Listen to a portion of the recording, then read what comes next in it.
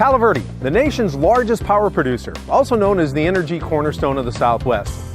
You know, as we celebrate our 25th year of commercial operation, it's important to look back and learn from our history.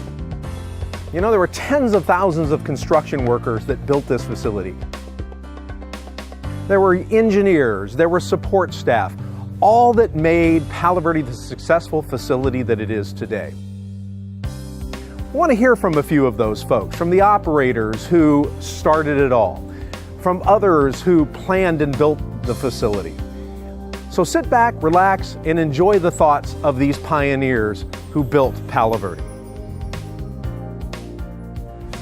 In about 1971, this committee came back with their feasibility report, a very complete, thorough, in-depth feasibility report that nuclear power was very much feasible, and furthermore, likely to be the most economic power, even over coal. Now keep in mind, at that time, the Four Corners plant was among the most economic sources in the country. And this was saying nuclear was competitive with that. So anyway, Bill Riley then, the then president, you remember very well, Bill really got fired up on nuclear. And we made a board presentation. This is very early now.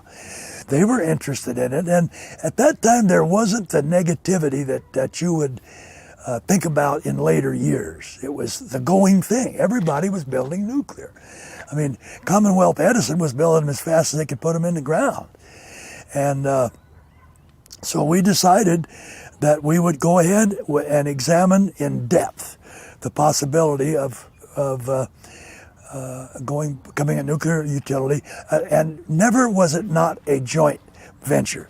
We knew that it would not be wise for a single utility to just do it on their own, because we saw the economies of scale and saw the advantages of having a broader area of support and understanding for nuclear power.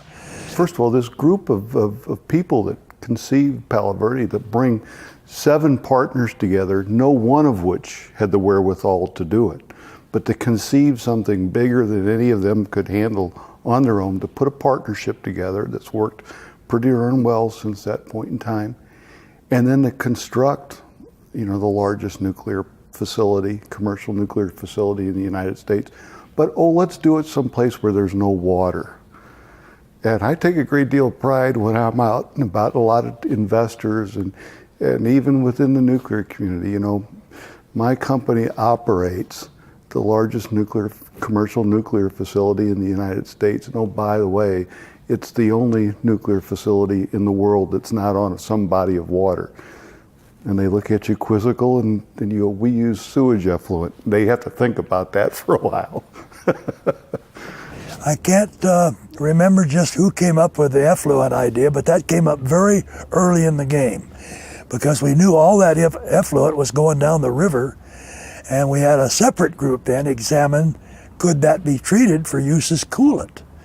And very quickly it came up, it was clearly could be treated and economically treated, because you weren't going to build Palo Verde out there on pumped water. It would have been a tough situation. I got here in March of 1972 after being hired by APS.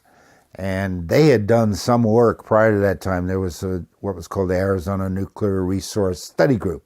And they were the ones that came up with the idea that nuclear might be a viable resource for use in Arizona.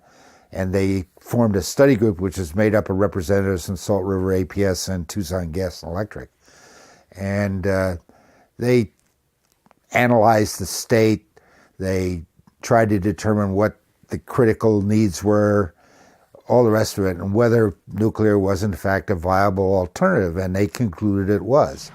Well, I started practicing law in 1970, and at that time I was with a firm called Snell and Wilmer, who Frank Snell was the chairman of the board of Arizona Public Service Company. And the law firm was very involved in the rate process and everything that the company did. So our lawyers, not necessarily me, but the firm's lawyers at that time were excited to be engaged in the building of a nuclear plant. Let's face it, that's not something lawyers get to do every day. By that time, we had Tucson Electric Power signed up, Salt River Project, El Paso Electric, and New Mexico Public Service, not the coast utilities at all yet. And the big decision we made, and Frank Snell, who you may remember, did it on his own. We decided we needed a real good nuclear guy, and he hired Art Gear from Commonwealth Edison.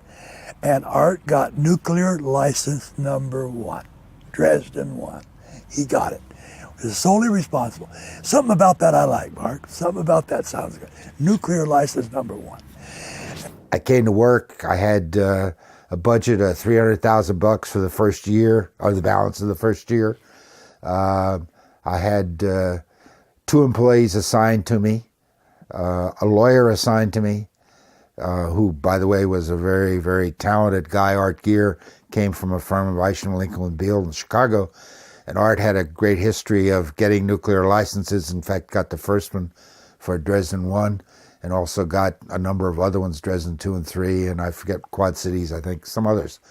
And Art was a tremendous help in all this because he knew where all the pitfalls were and so forth and so on. And Art was just wonderful he was with the entire project, as you know, had amazing ability to bring people together and to keep the legalese at a minimum and to bring the cooperation to a maximum. So the very first thing that happened was we took that report and then started making decisions about what the next move should be and what things we had to do over the next X number of years to get this job on the road. When I started, they didn't know how many units they were going to build, they didn't know where they were going to build, they didn't know how big they were, they didn't know anything, other than that they thought that this was a viable alternative.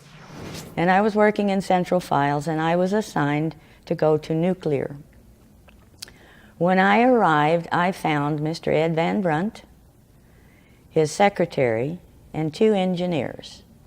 Now, at this time, there was absolutely nothing at the site except the pipes they put in the ground for the seismic things, and they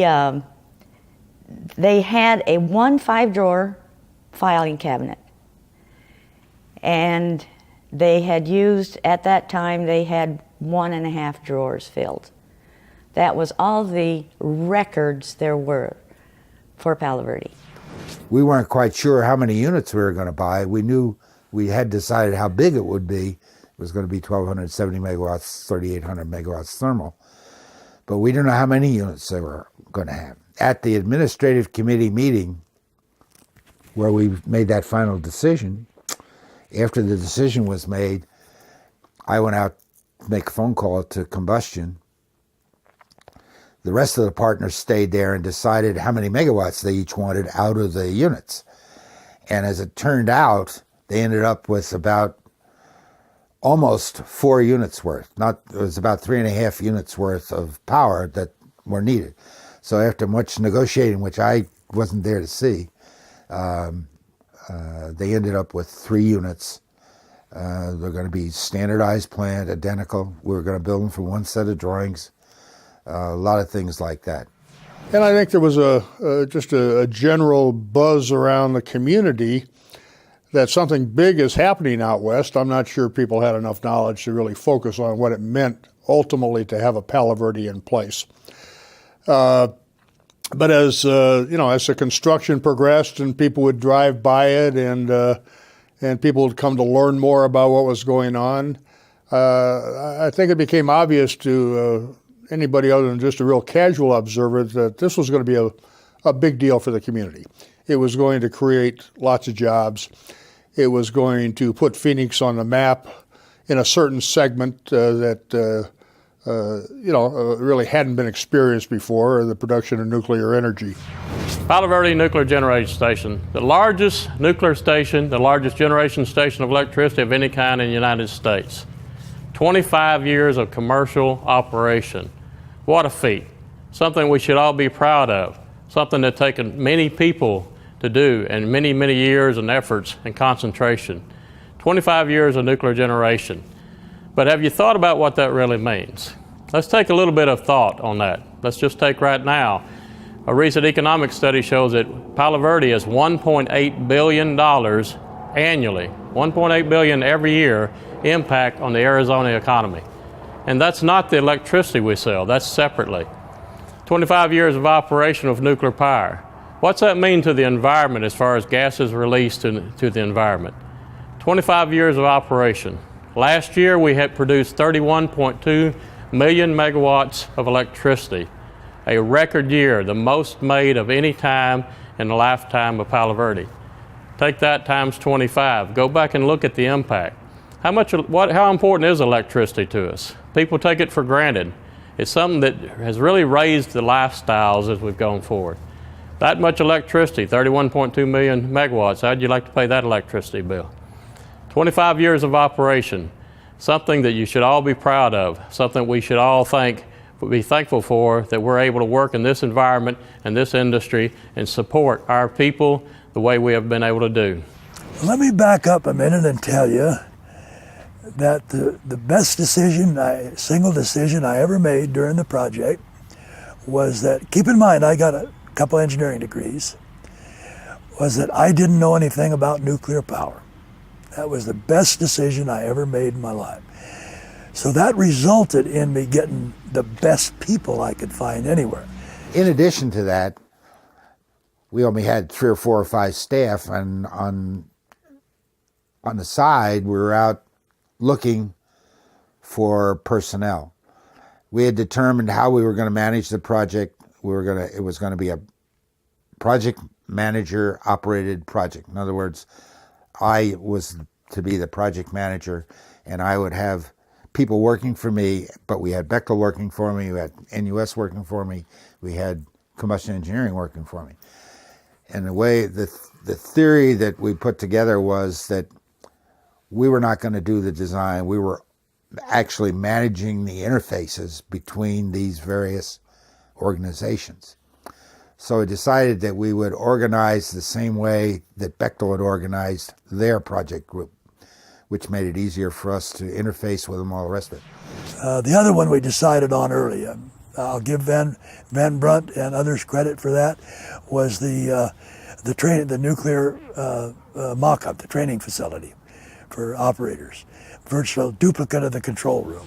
One of the things we did that was kind of unique, most of the nuclear plants the engineering construction guys would design and build the plant, and they really didn't get operations very much involved. And then the operating department would take it over and they want to change everything.